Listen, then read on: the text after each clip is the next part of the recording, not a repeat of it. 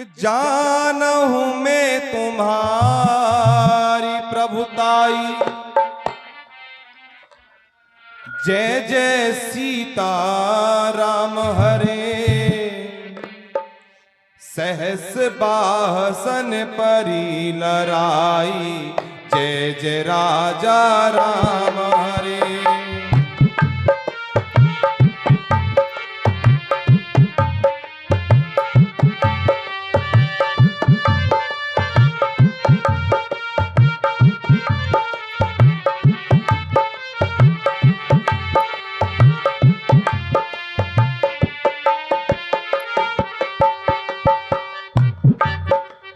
Summer बाली सन कर जस पावा, summer बाली सन कर जस पावा, जय जय सीता राम हरे, सुन कपि बचन बिहस बहरावा, जय जय राजा राम हरे।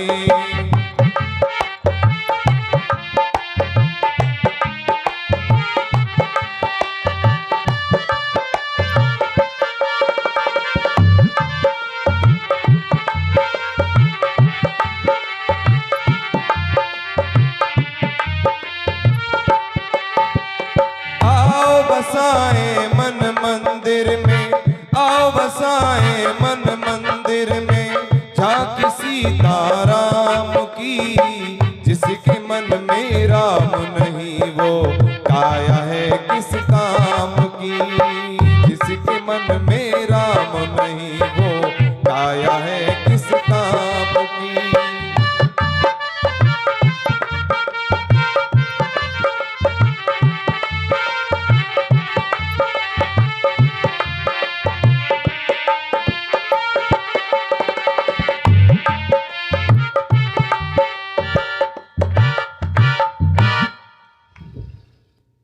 हनुमान जी कह रहे हैं कि हे रावण,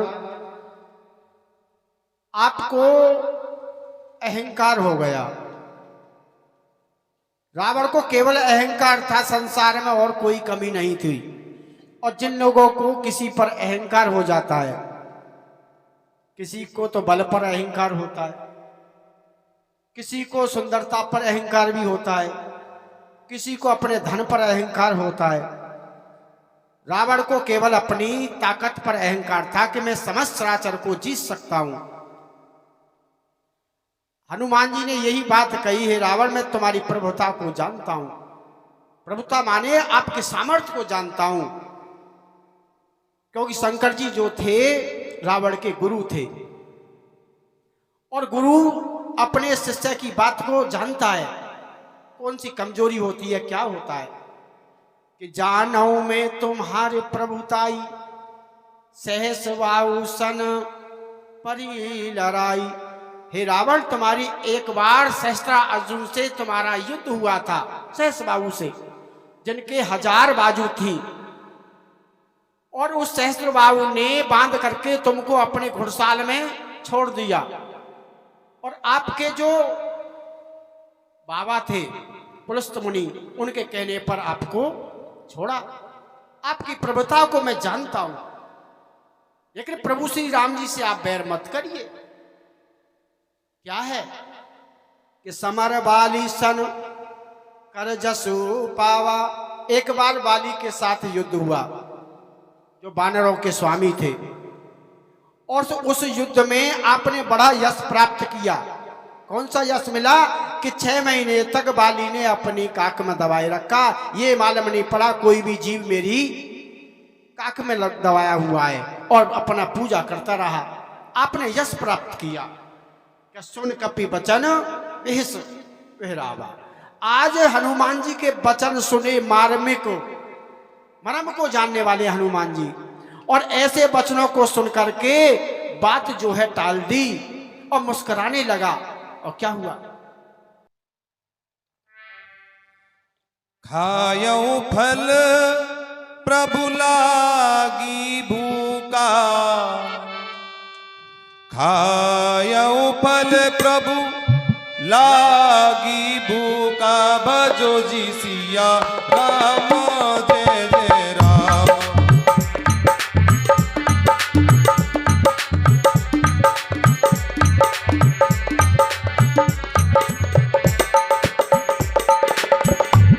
स्वभाव ते तो रहो रोका, कभी स्वभाव ते तो रहो रोका। भजो जी सिया राम, जय जय राम।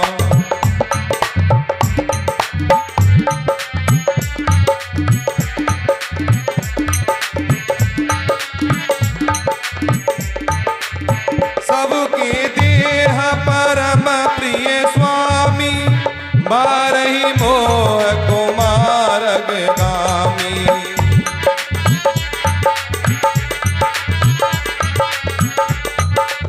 श्री सीतारामचंद्र भगवान की जय।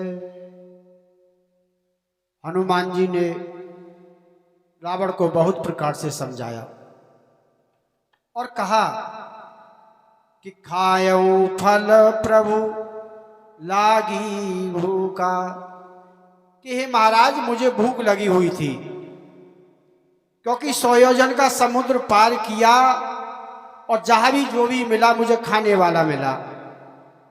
मेरे पेट भरने की बात किसी ने पूछी नहीं। हे महाराज भूख लगी हुई थी और मैंने फलों को खा लिया, ये अपराध नहीं है। प्यासे को पानी पिलाया जाए तो प्यास से तृप्ति हो जाती है, आशीर्वाद निकलता है, और भूखे को भोजन खिला दिया जाए उसमें भी कोई अपराध भी नहीं है।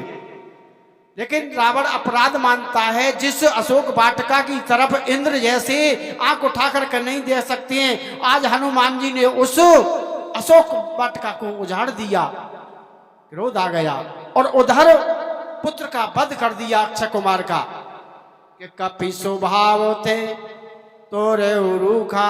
बानर का स्वभाव क्या है कि पहले खाया जाए और फिर उसको तोड़ दिया जाए। है महाराज, ये तो बानर का स्वभाव है, बानरों की आदत है, इसमें मेरा कोई अपराध नहीं है। कि सबके देह परम प्रिय स्वामी, हे स्वामी, हे महाराज, सबको अपना शरीर प्रिय होता है। चींटी को भी अपना शरीर प्रिय होता है। अगर चींटी पर हम हाथ लगाएं तो वो भी अपनी रक्षा करने की कोशिश करती है। हे महाराज, सबको अपना शरीर प्रिय होता है। मारई मोहे कुमार गामी, जो कुमार्ग माने बुरे रास्ते पर चलने वाले, अधर्म पर चलने वाले जिन लोगों ने मुझे मारा तो मैंने उसके साथ क्या किया बताते भैया। जिन मोहे मारा ते मैं मारे, भजलो सीताराम हरे। जिन मोहे मारा ते मैं मारे, भजलो सीताराम हरे।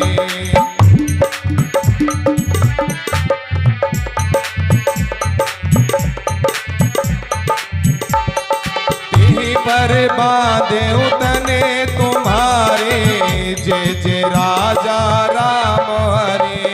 तेहि पर बांधो तने तुम्हारे, भजलो सीताराम हरे।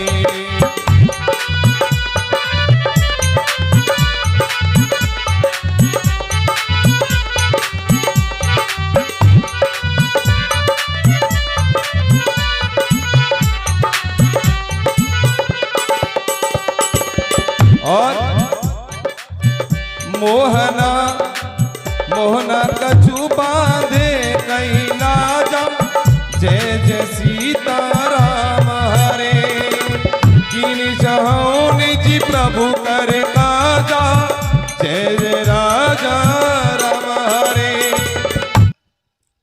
हनुमान जी कह रहे हैं कि जिन मोहि मारा ते मारे, जिन्होंने मुझको मारा, केवल इतनी बात है, उन्हीं पर मैंने प्रहार किया। और लंका में तो बहुत से लोग रहते हैं, लेकिन हनुमान जी ने किसी से हाथ तक नहीं लगाया। जो अधर्म पर चलने वाले हैं और हनुमान जी प्रहार किया, हनुमान जी ने उन्हीं को मारा, केवल उन्हीं को दंड दिया हनुमान जी ने। तही पर बांधे तने तुम्हारे, एक इतनी सी बात और आपके पुत्र ने मुझको बांध लिया। कोई बड़ी बात नहीं थी, थोड़ा झगड़ा हुआ, मारपीट हुई और आपके पुत्र ने मुझको बांध लिया। कि मोह ने कछु बांधे कैलाजा, बांधे जाने की मुझे लेस मात्र भी लज्जा नहीं है महाराज। आप ये समझ रहे हैं कि मेरी सभा में हनुमान खड़ा है, इसे बहुत लज्जा आ रही होगी, लेकिन नहीं।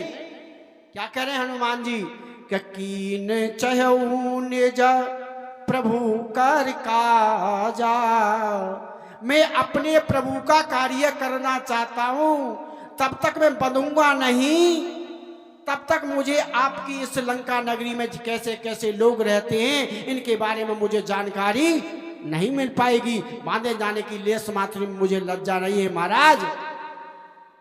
आपने प्रभु श्री राम जी से बैर किया है, आपको अज्ञानता हो गई कि वो तपसी हैं, राजकुमार, एक राजा के पुत्र हैं। आप इस भ्रम को त्याग करके, इस मोह को त्याग करके प्रभु श्री राम जी की शरण में चले जाइए, आपका कल्याण हो जाएगा।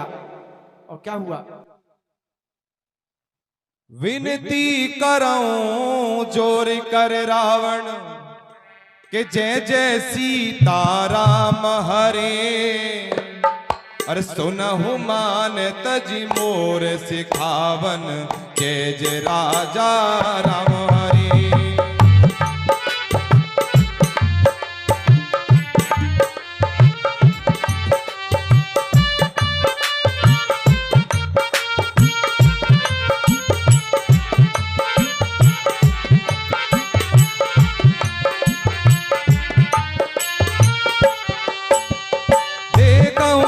निज कुल है विचारी, देखूं तुम निज कुल है विचारी, जय जय सीता राम हरे, भ्रम तज भजऊं भगत भयहारी, जय जय राजा राम हरे।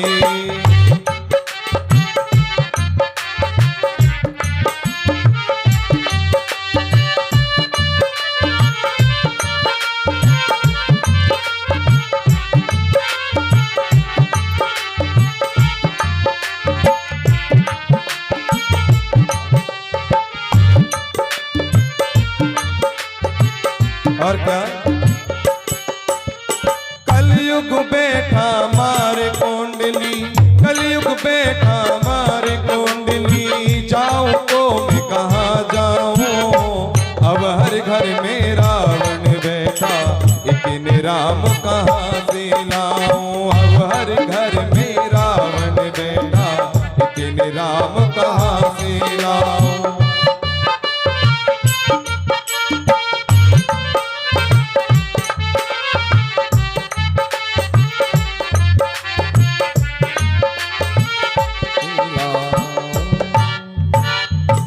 जो चराचर के स्वामी भगवान श्री राम जी, आज उन्हीं के एक दूत ने बहुत प्रकार से विनती की है, महाराज मेरी बात को आप मान जाएं कि विनती कराऊं जोर कर रावण, हे रावण मैं हाथ जोड़ करके विनती करता हूं, मेरी बात को आप मान जाएं कि सुनाहु मान तज मोरे सिखावन। मान माने अवमान, आप अवमान को त्याग दे, क्योंकि आपको अवमान हो गया है कि संसार में मुझसे ज्यादा बलिष्ठ कोई भी नहीं है, मेरे समान धनवान कोई भी नहीं है। बताते 1 लाख पुत्र 1.25 लाख नाती उसके थे, और भी बहुत सारे उसके परिवार वाले थे।